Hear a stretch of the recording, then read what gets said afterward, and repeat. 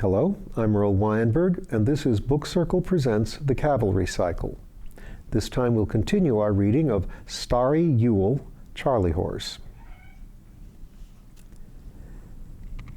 I would like to accept your kind offer to come stay. When may I arrive? Charlie texted. Now he had to wait. The Star Mage was probably asleep at this time of day. He returned to the mat in the snow by Aunt Lou's grave, sat, and tried to order his thoughts. Failing that, he stewed.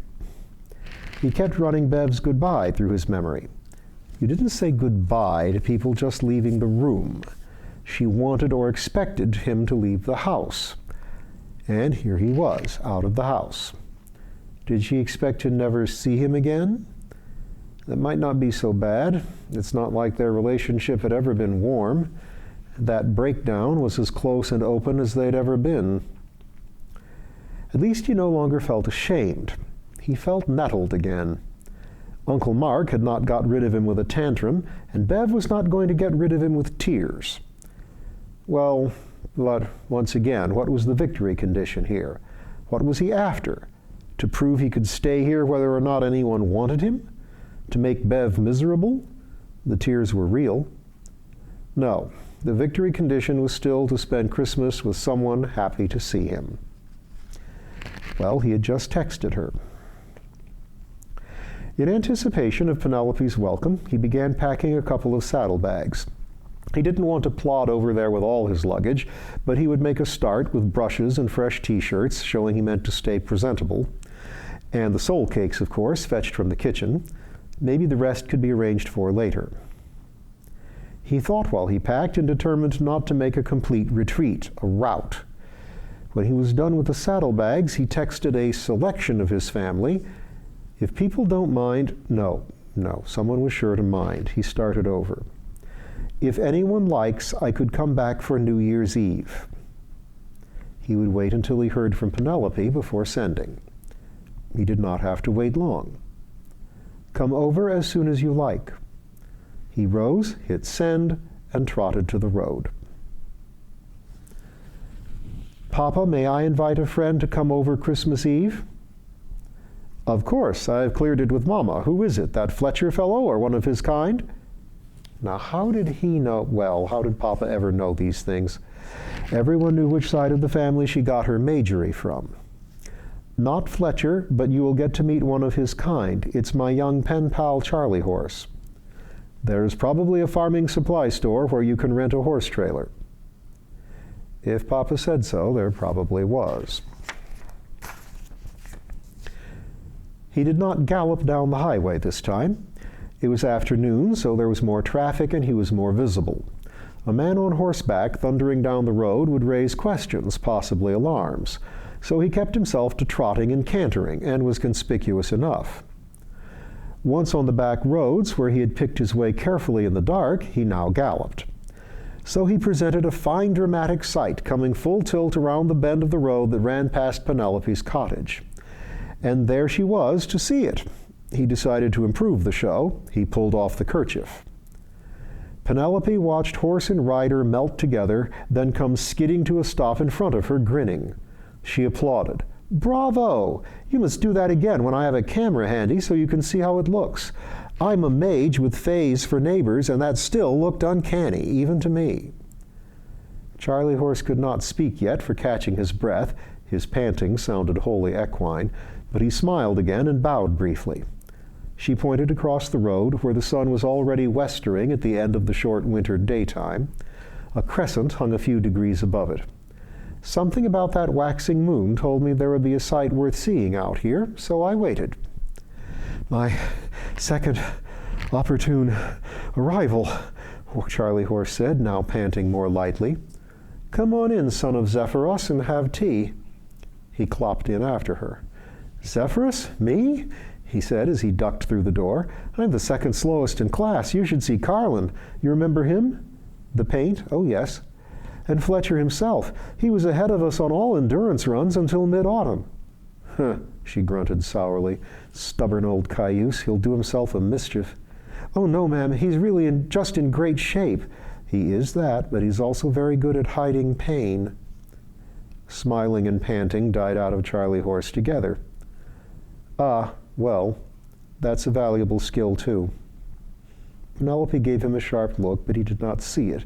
He was busy surveying the room. The small table that acted as desk and held her laptop had been removed to another room. In the kitchen area, the breakfast table had been pushed up against the china cabinet. A pile of pillows and folded blankets lay at the end of the sofa. A second throw rug lay on top of the first, between sofa and television. You've dislocated your whole house for me. Don't say you're sorry. Of course I did. You are an invited guest, so I wanted to do this. Who wills the end, wills the means. Anyway, there's not much here to move. I put my worldly chattels into skies and hilltops. She waved a hand at the back wall and, by implication, up the forest path, where someone built me a shelter from my scope last night. She smiled at him and got a flicker of smile back, but only a flicker. Penelope decided she'd spent enough time on the reticent English side of Grand Normandy for the moment, time to get Greek and inquisitive. First, you feed them, get them relaxed and deeper into the clutches of your hospitality. She moved to the stove, where her largest pot was full of oatmeal. So, tea, a substantial one, fit for a charger. How do you like your oatmeal? I have cream, brown sugar, cinnamon, raisins, apple bits. Then there's shepherd's pie, or have you already had lunch? Everything will keep. No, I didn't. You did have breakfast? She asked, demanded. Oh, yes, a good one. But nothing since. Time, then. Come over here and get started. She pointed at the throw rug next to the breakfast table opposite the chair. Charlie meekly came and sat. He was still taller than she. I had breakfast right after coming home, then did some shopping and went to bed, so I slept through lunch, he explained. Where did you sleep? Charliehorse regarded Penelope cautiously. Somewhere in the last few seconds, she had gone into aunt mode. She did not act much like any of his aunts, but he had seen several and could generalize. In the backyard, she spooned oatmeal into a china casserole dish. I thought they were going to find you a place. How do you like your oatmeal? Cream and apple bits, please. They hadn't got around to it, which, now that he thought about it, was noteworthy. Penelope noted it with a giving the single phoneme all the weight of disapproval possible. She served the oatmeal, then opened the oven and pulled out a store-bought shepherd's pie for a family of 4. She slipped this onto a china plate and put it and a silver fork before him. Tea, coffee, or beer? Beer. I hadn't stopped to think about provisioning. Can I make it up to you for all this? Nonsense. Don't bring it up again or I will be cross. I knew what to expect. I read the Narnia story, including the bit about how both stomachs want breakfast. She sat down on the opposite side of the table and contemplated him for a few seconds. From our correspondence, I know you like candor, so I hope you don't mind my saying I think your family is treating you very shabbily. Not even letting you in? Well, it's awkward. I am awkward to have around, and I do eat like a horse. They didn't ask me to come, nor did I ask permission. I just told them I was showing up. And then thanks to Uncle Mark, they didn't even get my message. I didn't think, of course you didn't. You shouldn't have to. You were going home. A young soldier on Christmas leave can expect to go home, and home should expect him. Charliehorse thought while he downed a few spoons of oatmeal. How about a young soldier who comes home on leave having also become a young horse? I don't care if you became a blue whale. Well, all right, there are feasibilities there. But you simply came home. Did they tell you to go away? No, not all of them. Uncle Mark and Aunt Eleanor did. I said no. Good. You have a legitimate presumption of being welcome there. She paused, then said, home is the place where, when you have to go there, they have to take you in. And the next line is, I should have called it something you somehow haven't to deserve. You should be able to assume you're welcome there. What's that from? He asked. The Death of the Hired Man, Robert Frost, American poet. They don't seem to feel they have to take me in. But then again, maybe I don't have to go there. Right, you don't. You are of an age to start your own home, and there are many other places you are welcome. But not there. I repel all of them, one way or another. I revolt some of them. Not just miffed, and I revolt some of them, not just miffed and disapproving, really revolt, sicken, creep out, as if I'd come home inside out. Thank you for that image. He blurted, my cousin Bev says I'm as sick as someone who cuts off his own legs. She can barely stand to look at me. From the way this tumbled out of him, Penelope guessed he had been brooding on it. He brooded through several more spoonfuls of oatmeal. Excuse me, I meant to thank you for what you said about welcome. Certainly, and don't think I'm just taking in a big stray puppy. Had I known you were going to be in the neighborhood, you would have received an invitation to visit long before you left Upham. Another place you are welcome is my parents' house. You were invited for Christmas Eve. The spoon paused. Oh, thank you. How do we get there? How far is it? Too far to ride. I'm renting a horse trailer. Oh. Charliehorse thought of offering to pay for the rental, then wisely didn't. Change of subject, Penelope announced. You gave me an early present, so I will give you one. I will give it to you tonight. You gave me the pleasure of surprise. I give you the pleasure of anticipation. Then thank you in anticipation. She looked at the saddlebags Charliehorse still wore. That's not all your luggage, surely? No, I couldn't bring it all in one go. She nodded. Exactly how did you leave? I want the dramatic details. There wasn't a lot of drama, not after I left Bev crying in the hallway. Because of something you said, or because she can't stand the sight of you? The latter. I tried to be conciliatory, but it didn't help, so I left the house and fumed for a little and then texted you. No other interactions? Charliehorse shook his head. I texted some of my relatives offering to come back for New Year's if they wanted. Penelope stared over his shoulder, contemplating, and bristled briefly at a private reflection on Bev, but then said, Okay, not a stormy exit, but a decisive one. It would be awkward for you to walk back in and pick up your bags, so I will. Where do you live? Don't worry, I will be civil if I happen to meet anyone. I can't even identify good guys and bad guys, so I will be diplomatic to any and all. Did you bring your saddle? Yes, you hoped right. I think my assorted nieces and nephews will want at least one ride. For that matter, I do too. She smiled at him. We'll see how you compare to Fletcher. You've ridden Captain Fletcher? Asked Charliehorse, shocked. Several times. I'm no equestrian, but at least he no longer nags me to use my knees. Where are your bags? Still in the backyard? Yes. Soonest is best, and I want this all done by sundown, she said briskly. You eat up, I'll clear out my car, make yourself comfortable while I'm away. Maybe Lynx will come out and open diplomatic relations. Lynx was the cat. Penelope found the Darnley-Arlingway houses without difficulty and met no one as she loaded Charliehorse's luggage. She came home to find him out, though tracks in the snow showed he was poking about in the woods, and she heard his footsteps crunching nearby. There was a squeak from the table. It was Charliehorse's phone. When a young modern leaves his phone behind, it means something. Probably that it's time for more brooding. Caller ID read Darnley, his family. Should she call to him or let it go to recording? She did neither. On impulse, she picked up the phone and answered, Charlie's not right here. May I take a message? Oh, exclaimed a young voice, female. Who's this? Not impertinent or challenging, just bewildered. This is Penelope Argyros. Then, since it would most likely make for a quiet life all round, she added, I'm Sunderd, Grand Norman. I lecture on magic at Upham sometimes, and your brother and I struck up a correspondence. Upham? The Cavalry base. This girl, Charlie's sister or cousin, did not even know or remember the name of the town where he was based. Penelope's irritation at this ignorance brought back the impulse that had made her pick up the phone in the first place. Not, she had to admit, a charitable impulse. I'm the friend he came to visit since... She had been about to say, since you didn't want him, but bit it off. After all, the girl had bothered to call. I was nearby, she said instead. Oh, good, said the girl. This is his sister, Lily. I wanted to be sure he was all right. He's fine now. Oops. Now?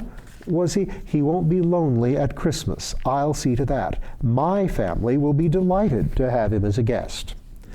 Papa had said so, and Mama had given her okay, and it was probably more than okay. The kids would love him. Her siblings and in-laws would roll with the punches. They knew Papa. Anyway, can I take a message? Oh, no, I'm just glad he's okay. I saw his stuff was gone. And she had worried. Good. Do you want him to call back? He doesn't have to. Lily sounded a little sad. Maybe she thought her brother was angry with her. But please tell him I want him to come home for New Year's, and I think Alex and Iris will too, and maybe others, and bugger Uncle Mark. Penelope laughed. I don't think we need go that far. But I will certainly tell him. I swear by my name and my star. Oh, thank you. I'll do it right now. Penelope was right. Charliehorse was indeed out back, brooding. There had been several topics. After Penelope left, while he ate, he had brooded about coming here. Was he being cowardly? Was he letting Bev and Uncle Mark win? But his old analysis held. It wasn't a fight, shouldn't be a fight, and if it was, being the center of a family quarrel wasn't winning. Anyway, to go back now would simply look crazy. While he unpacked the soul cakes, military grade, thus a bit chewy so they didn't break in shipment, he thought about how he would describe his holidays when he got back to Upham. Being candid was important to him. It was what he had escaped into from a life of being carefully mum. But didn't he want to hold on to some loyalty to his family, not just rant about them? Of course, if there was nothing else to report, whose fault was that? Well, the holiday had barely started. He would have all his time with Penelope to tell of. And what would the others think of that? Fletcher would, he thought, be fascinated and want details. Most of his classmates would regard it as a curious choice for a holiday. Danny might regard it as a form of torture, spending Christmas with, in effect, a teacher. Carlin would rib him about shacking up with a lady friend in one form of words or another, and his anxiety, already revved up, went spinning off in a new direction. After all, he really was staying with a friend who was a lady. He, of course, had no designs. Had she? She had invited him here, but she'd given no indication. Had she? He'd been told all his life that boys were clueless about that sort of thing, and he himself particularly clueless about anything not academic. Did she intend anything romantic? The idea was frightening. At this point, he did not quite bolt as he left Penelope's cottage to pace about in the woods on the pretext of gathering kindling. Charliehorse knew certainly that the myths about his kind were far from sexless, but here and now in the Cavalry they were sworn to refrain from sex, not that the direct act was even practical. Of course, he also knew that many of his fellows worked assiduously to get around this limit, often with great success, but he had supposed such efforts were optional, and he was now excused from a sector of life he felt utterly unprepared for. Contradictorily, he had also hoped that by joining a band of creatures once thought of as fertility spirits, he would get some preparation in this area. So far, it wasn't happening. Fells and Weldon seemed resolutely uninterested in romance. Wardley was preoccupied with simply being healthy and strong for the first time, and Carlin seemed to be working at it hard but was not interested in discussing it. And Danny was a beginner like himself. He should probably emulate Danny. So what would Danny do? Probably emulate Charliehorse and have no clue. Well, but wasn't it vain to suppose he was attractive to Penelope? Why should he be? To do himself justice, he hadn't supposed he was. He had just been happy to find a friend with whom to talk about natural and preternatural science. He told himself there was no reason to see more here than friendship and hospitality. Still, Spending the holidays with her meant this relationship was changing, enlarging, growing. He wasn't sure what the new shape would be. Ah, well, he knew something about new shapes. "Charlie!" It was Penelope calling to him as she waded through the snowy woods. She puzzled over the guilty start he gave, but never mind that now. "Two things. One, please come unpack, and two, your sister Lily called and wants you to come home for New Year's." He grinned. "Good. Good on Lily. Are those soul cakes? Did you make them?" "Yes, Cavalry recipe." "Interesting to know the Cavalry goes in for little pink sugar stars." "Good. We can take them up to the scope tonight." Penelope could see that Charliehorse was uneasy, naturally enough, so she kept the conversation casual and let him rattle on about his classmates. She heard the innocent envy in his descriptions of Danny Bryce and wondered if that youngster realized how lucky he was. To prepare Charliehorse for Christmas Eve, she told him about her own family. Her father was an Orthodox priest with a mixed congregation of Grand Normans, other sundered and unsundered. He navigated this tricky position using a penetrating gift of receptance. To Charliehorse, it sounded like her father was about in the same league as Fletcher. A receptant father, Charliehorse wondered. Did you get away with anything? Not a lot. She looked at the wisps of sunlight coming through her front window, then checked her phone, which defaulted to the local ephemeris. "It's about time. Shall we saddle up, little brother?" Little brother. There was a bit of calculated daring in the address. She had never called him so before, but he was a young friend in some need of comfort, so she risked it. She was rewarded by a smile and something subtler, a relaxation. Charliehorse warmed from heart to heart. Honorary kid brother. That was the shape of their friendship. Yes, gladly and gratefully. "Okay, big sister," he answered. "So, do you do all 12 days of Christmas?" he asked her. They were headed up the trail to the telescope, Penelope riding Charliehorse. His saddlebags were carefully packed with soul cakes, and he carried 3 silver serving platters under one arm. Penelope was keeping a good seat. She was, Charliehorse couldn't help noticing, heavier than his friend Max.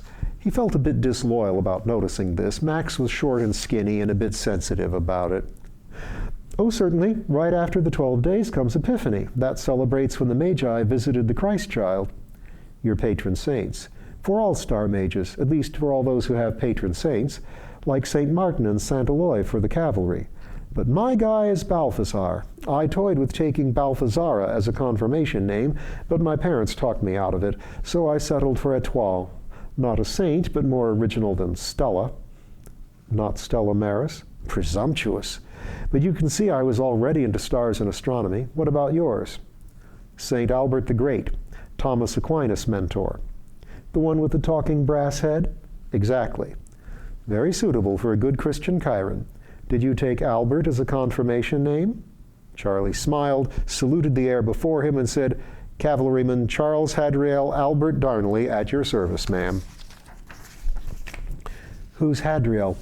"The angel of art. My parents are artistic." "Ah, what do they make?" "Actually, they do evaluations and research provenance on magical works.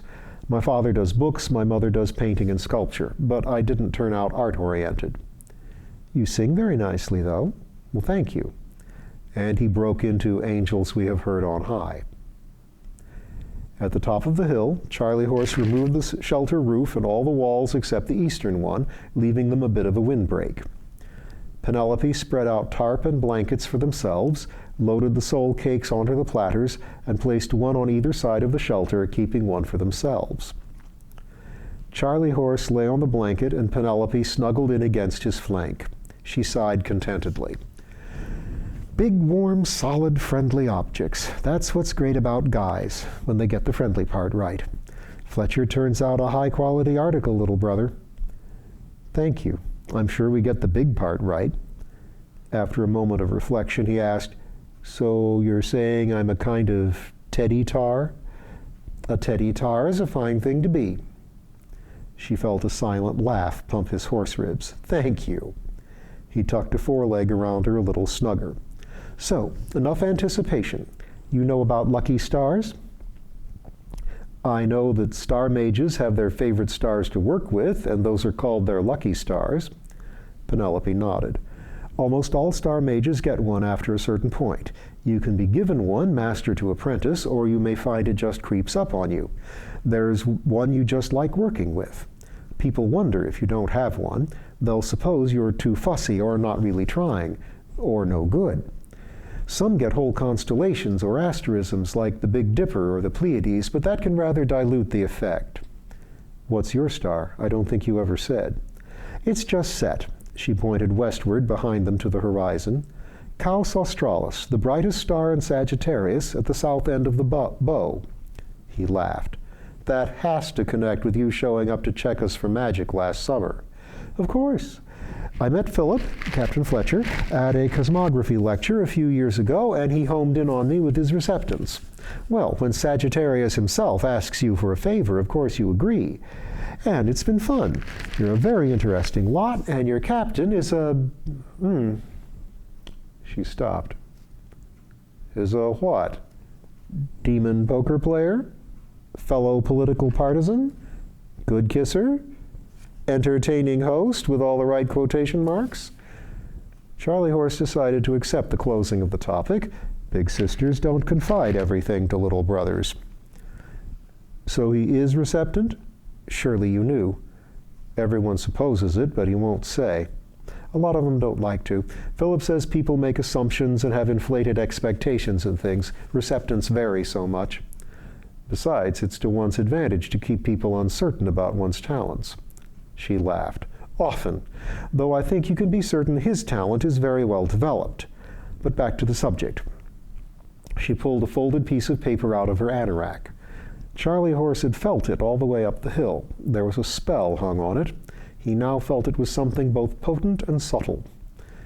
I would like to give you a lucky star. Oh. Keep calm. We will try this. Understand that I don't have wholly free choice over what to give you. It has to fit. She pointed. That's it, the lower left corner of Pegasus Square, Gamma Pegasi, Algenib. Not the brightest, but it's on the wingtip of the flying horse. Not bad for you, I think, since you mean to go galloping off behind the sky. It's 390 light-years away, a blue subgiant, a type of variable with a period of about 3.5 hours. Quick. And it has a partner, Alpheratz, Alpha Andromedae, at the other end of the square, who brings honor and riches, they say. Together they form one of the houses of the moon in Hindu and Chinese astrology, a house ruled by Saturn, the star of wisdom here in the west. The wall, they call that house, favorable for building things. Their house is one of the 3 meridians of the sky in the Oriental system, mapping the sky. It even has a kind of second partner, since Algenib was also the name of Mirfak, Alpha Persei, that brought you here, brightest of Perseus, who was favored by Athena and Hermes, who slew Medusa, rescued Andromeda from a sea monster, and was founder of Persia, where the Magi come from. Alpha Persei dominates an open cluster called Melot 20, the pretty cluster I mentioned last night. Algenib, he said, tasting the name. It's a wonderful Christmas present. Thank you, big sister. What do you think of it? I'm not looking for more thank yous. It's to find out how it fits. I don't know what to say. I never expected to be given a star. He deliberately let himself ramble, thinking this might be best. The wing of Pegasus? Wow, yes, spot on. Guiding me, giving me luck in my travels, and wisdom and construction and mapping, perfect for an explorer, and partnered with a princess, almost a fairy godmother, and name linked to a hero. She looked him over, glanced at the star and back several times, then nodded. Yes, I think it fits. Now you need to know how to use it. I was wondering, since I'm no star mage, I'm not any kind of mage. Not yet, but I think you will be, and I mean this to be a learning tool. You haven't done horror-y questions on me, have you? Charlie asked, a bit worried. Nonsense. What are the rules about foretellings? The more surely you know the future, the more surely you can do nothing about it. And who taught you that rule? You did, big sister, he said, relishing the address and putting a touch of the childish into his tone. She gave him a sideways smile. Right, so don't worry. But you can detect and savor different aspects of magic, and I have toyed with some elections on your behalf. You can learn magic if you try, some kind. I don't know what. Maybe Algenib would guide you into star magic, which would certainly please me. But it will please me to see you excel, period. Maybe Mimic magic or Pythagoreanism. Both of those are close to star magic. Maybe a fistful of tricks expressing the breadth of your interests. Maybe something else. But here are a few things to watch for once you take Algenib. You'll be able to tell which way it is. At first you'll guess, then with practice you'll know, even if it's set, even if you're in a windowless basement. You'll be able to swear by it. Later you may be able to bind others with oaths by it. You'll be able to recognize star magic specifically, and magic using Algenib, and, by the way, my magic. That will exercise your magic perceptions generally, and that can lead into being able to push and pull magic in and out of yourself and other people and their spells. From there, you could go many different directions, but always under the light of Algenib. You say that fondly, and thank you, but it can become something of a preoccupation. You want to think about that beforehand. Don't let it prey on your mind. I've had to learn that with Caus Australis. And mages who get too focused on their pet stars are both more limited and just look dottier. People already think most mages are pretty eccentric, as contrasted to what people think of those who turn themselves into mythological beasts. It's far too late for me to worry about being eccentric. This is a formidable gift, Penelope. Thank you, but it is and it isn't. It's like giving an intelligent, inquisitive boy a telescope. It could launch him into astronomy, birdwatching, geography, surveying, navigation, espionage, many things, but only if he uses it, works hard with it. I understand. I certainly will not waste such a gift. It is ludicrous overpayment for putting up this shed for you. I'm amazed, abashed by this. She smiled and said, "It wasn't that hard in your case. Kindred spirits, little brother." Thank you for that as much as for Algenib. What do we do now? She flourished the paper, unfolding it. It was, of course, too dark to read, but before Charliehorse could pull out his phone for the light, Penelope raised her other hand and pointed upward. On the tip of her finger appeared a dim globe of blue-white light, fist-sized. It was not so bright as to spoil dark vision, and Charliehorse guessed it was the exact color of Caus Australis. "Hold out your hand," she said, and Charliehorse obeyed with palm up. She studied the paper for a few seconds by lucky starlight. It was strewn with math-like non-math symbols, some of which Charliehorse recognized as astronomical. She seemed to be refreshing her memory. Then she gazed at the sky, at Algenib, and held her own hand over Charlie's. For a few seconds, another dim white sphere blossomed there, the same color as Algenib. Charliehorse felt, smelled, glimpsed, kenned magic, thin and clear and precise. Then the light shrank and faded into his palm. There was a little "ah" sound. Looking up from their business, the two mortals saw they had an audience, figures of various sizes and shapes, standing or sitting in the snow next to the 2 plates of soul cakes. A lady in Victorian garb applauded softly. The rabbit from last night clasped paws over his head in a victory gesture. "They approve," Charliehorse noted. "Yes, good. Now, let's have a couple of soul cakes and unwrap the scope, get some actual stargazing. I think it only appropriate we start with Algenib." "Right, and then Alpha Persei." They took a cake each, then rose and started to work. After some time acting as an obedient pair of spare hands, Charliehorse remarked, "It's very easy to keep track of which one is Algenib. That's how it starts, isn't it?" "That's right, nothing dramatic. Tell me if it becomes intrusive. We can fix that." It occurs to me that whatever zone I go to, I'll be able to tell if its sky holds Algenib. And if you learn star magic or Mimic, we can leave messages for each other on it. Until then, there'll be the courier service. True. Write to me from behind the sky when you get there. I surely will. Epilogue. Upham Wood lay in the night of a January freeze. 8 soldiers of the dedicated cavalry and 12 of the standard cavalry out on a wilderness survival exercise were huddled around a fire, spending their brief downtime in passing phones around, looking at holiday pictures. Fletcher examined the group shot.